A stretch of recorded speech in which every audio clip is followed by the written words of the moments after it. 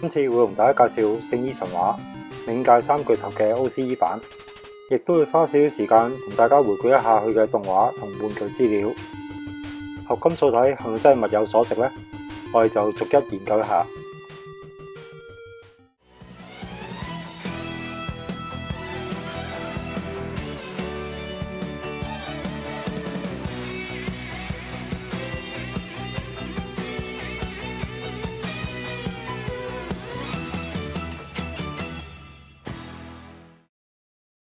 Hello， 大家好，我係 Jackie， 歡迎收睇大空翼工作室呢個 channel。今集同大家介紹嘅係聖衣神話冥界三巨頭 EX 嘅 OCE version。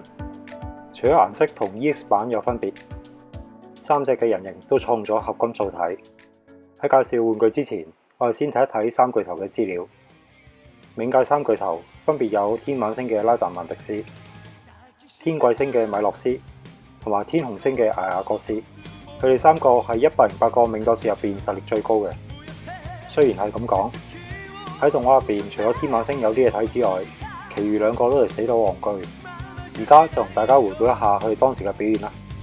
天晚星拉達曼迪斯對嘅係雙子座加龍，加龍一嚟就除咗雙子座聖衣，傳咗去俾嘆息之牆前面嘅沙加。拉達曼迪斯都冇俾佢拋窒，用盡全力咁攻擊，打咗一輪之後，拉達曼迪斯唔小心俾加龍擒咗上身，兩個一齊衝向空中，同歸於盡，死得都算悲壯。天紅星艾亞哥斯對嘅係一輝，大家都知星矢入邊有一套潛規則，就係相同嘅招數對聖鬥士係冇用嘅。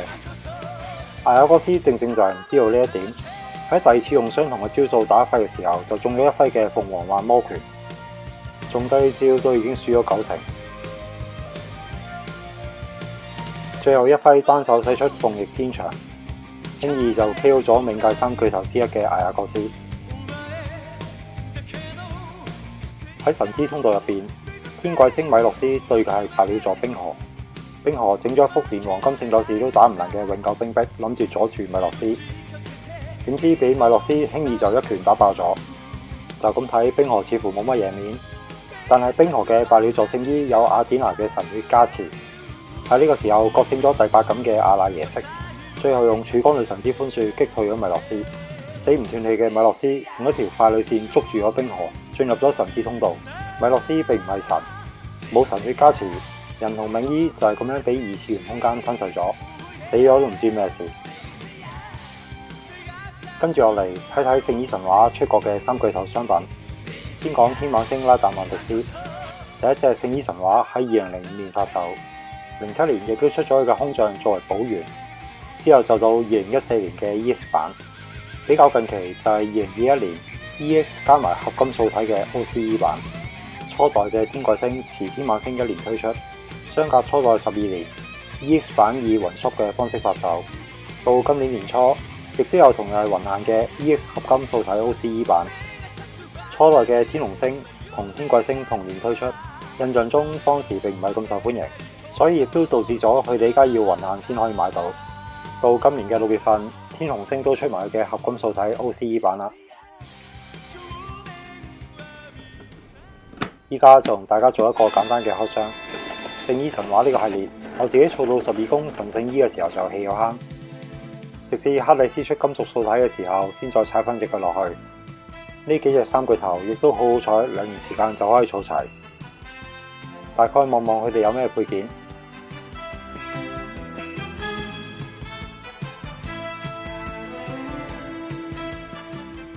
說明書同以往一樣，係好簡單嘅一張紙，冇任何故事同角色嘅介紹。人形嘅時候比較要留意條腰啦、頭盔同埋背後對翼嘅部分。唔同款裝拆嘅時候都有少少分別，星座形態更加要睇說明書，因為安裝嘅先後次序同方向都比人形複雜。跟住落嚟睇下佢哋嘅金屬素體有咩分別。原著入邊天晚星係最高嘅，但係嚟到玩具佢就比其他兩隻矮少少啦。三隻除咗高度，膚色都有少少唔同，呢點應該係同原著入邊佢哋嚟自唔同國家有關。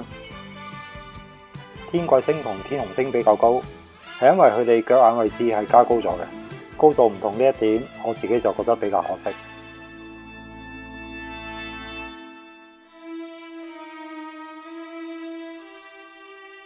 跟住落嚟，我會好快咁將泳衣裝一次喺佢哋身上俾大家睇下。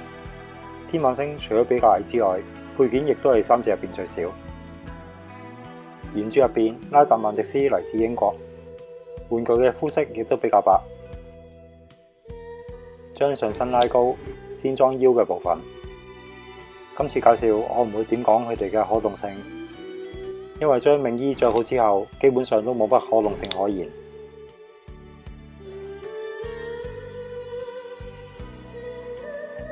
跟住到胸甲，着泳衣嘅次序我就唔會跟說明書，我會建議大家由腳開始裝上去，比較冇咁易拮親手，同埋啲聖衣左跌右跌。大家會唔會有一個疑問？究竟合金素體係咪真係好啲呢？我自己嘅感覺係長期 display 嘅話，關節一定冇以前咁易變形，但係玩得多都係會鬆。另一隻天貴星就係因為件泳衣太重，膝頭關節已經鬆咗少少。我哋講翻呢隻天猛星，泳衣嘅設計除咗對翼之外都唔算好誇張，腰甲嘅部分係三隻入邊最細嘅，裝好之後相對上比較輕巧。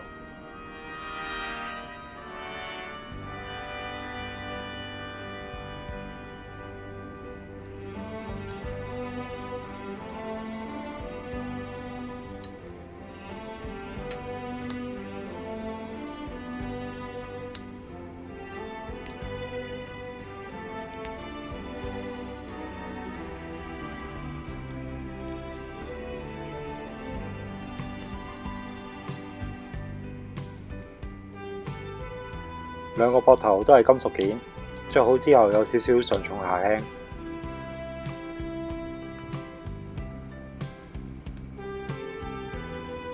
頭盔嘅安裝方法係三隻入邊最簡單，拆晒頭髮就可以裝上去。我自己就中意天猛星呢對翼，外形加埋配色，睇落真係好靚。接合位係金屬，對翼就全膠做，裝咗上去之後有少少唔平衡。要稍微向前傾少少先可以企得穩。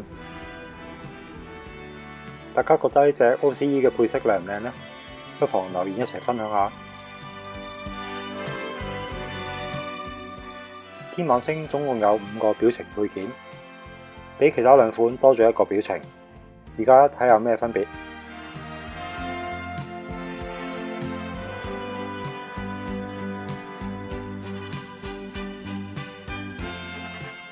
10分滿分，我會俾佢8分。雖然有少少上重下輕，但係就咁企喺度係冇問題嘅。顏色比 EX 版低調啲，更加切合翻泳衣俾人較為黑暗嘅感覺。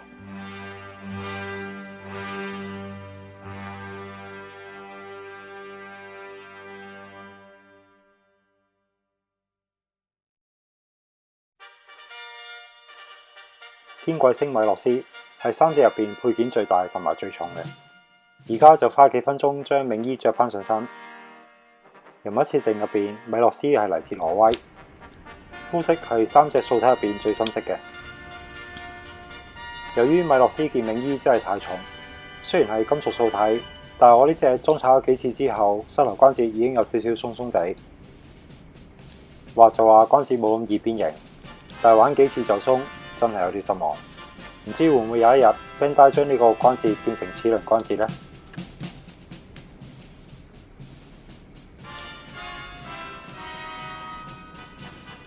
呢件腰甲差唔多全金屬做，好重手。先將上半部用膠做嘅3件配件拆落嚟。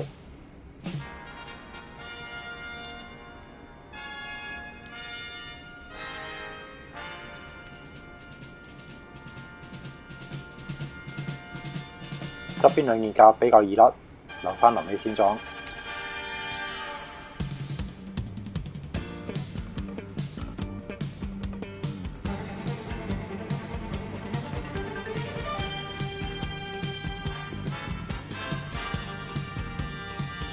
肩甲嘅安裝方法同大部分神話唔同，裝拆咗幾次之後，支柱都開始甩色啦。不過裝咗上去之後都算幾穩陣。將腰夾裝返上去，呢對翼非常之大，裝嘅時候我要將米洛斯嘅頭拆咗落嚟先可以對啱位。唔拆唔知原來頸嘅波裝都係金屬嚟。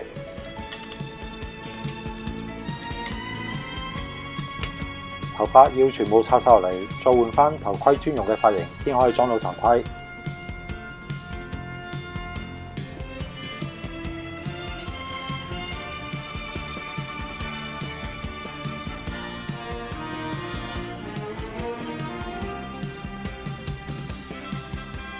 米洛斯件泳衣裝好啦，佢總共有4個面部表情同2種髮型，淨係個頭都可以有16種變化。裝晒一次可以玩半個鐘，而家睇下佢哋嘅分別。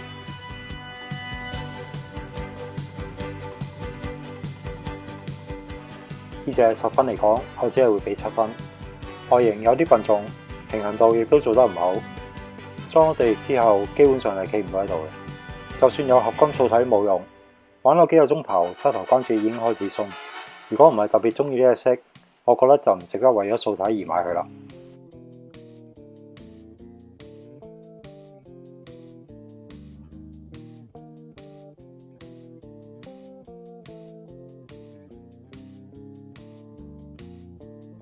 最後係天紅星嘅艾亞哥斯，人物設定佢係嚟自尼泊爾，玩具嘅膚色就介乎喺天晚星同天貴星之間。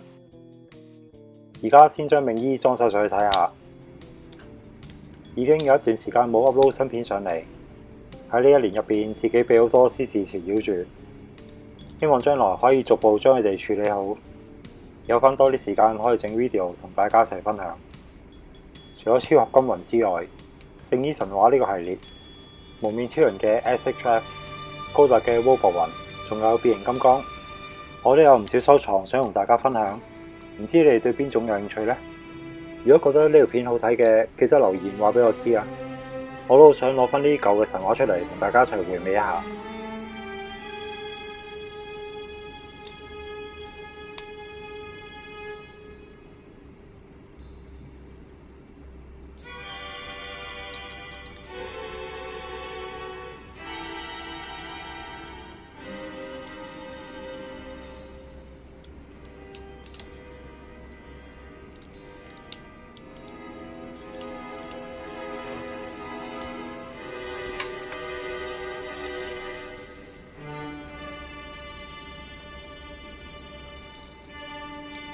唔知係吸收咗前2隻嘅經驗，定係設計上嘅需要。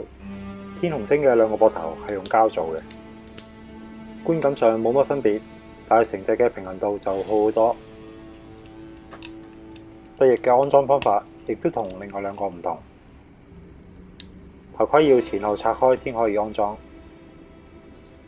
頭髮嘅前半部都要裝咗上去先。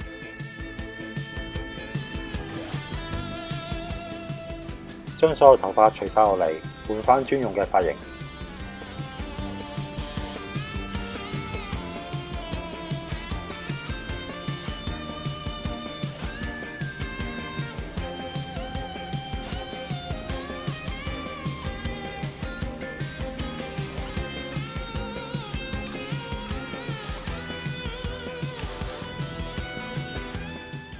天紅星嘅泳衣完成。平衡度係3巨頭入邊最好嘅，但係膠件亦都相對上較多。呢方面我自己就唔係咁介意。同天貴星一樣，跟咗4個表情配件同2種髮型，可以做16種唔同嘅變化。由於遮眼嘅髮型只係見到個嘴，其中一種 double 嘅嘴型喺度就唔展示啦。天紅星嘅泳衣比較輕，配合金屬素體，絕對發揮到最大嘅作用。即係長久 display 關節都唔會變形。10分嚟講，我會俾9分，其中1分扣咗喺電鍍位嗰度，玩完之後都係有些少甩色。不過成隻嘅平衡度、裝拆嘅難易度同埋面相都係一流。處開聖衣神話嘅呢隻絕對值得入手。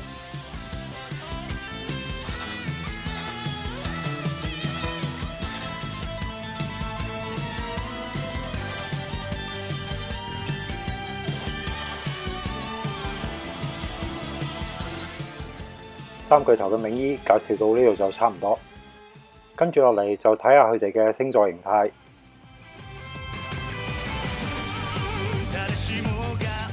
玩咗咁多年聖衣神話，都好少將佢哋砌做星座形態。今次一次過砌3隻，感覺都有啲吃力。除咗每一件嘅方向同左右唔可以搞錯之外，有啲位都要順序砌先可以完成。稍微大力啲又會甩翻落嚟。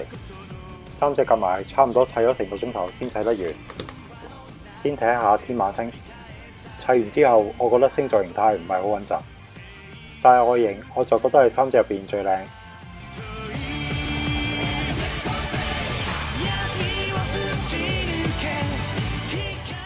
跟住到天貴星，星座形態比天馬星易砌少少，件同件之間比較分散，冇咁大干涉。比較美中不足就係佢冇跟地台，只係跟咗一個超小型嘅支架，加埋對翼咁大件，都只係俾你晾住隻手，感覺上就唔係咁穩陣。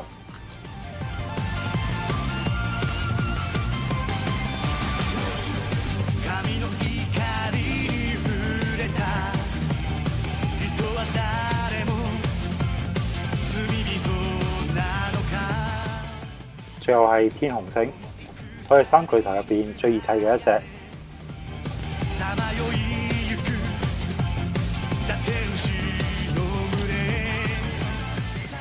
如果中意呢個 video 嘅，唔好唔記得俾個 like 我啊 ，share 俾你中意聖鬥士嘅朋友 ，subscribe 埋就係對我最好嘅支持啦。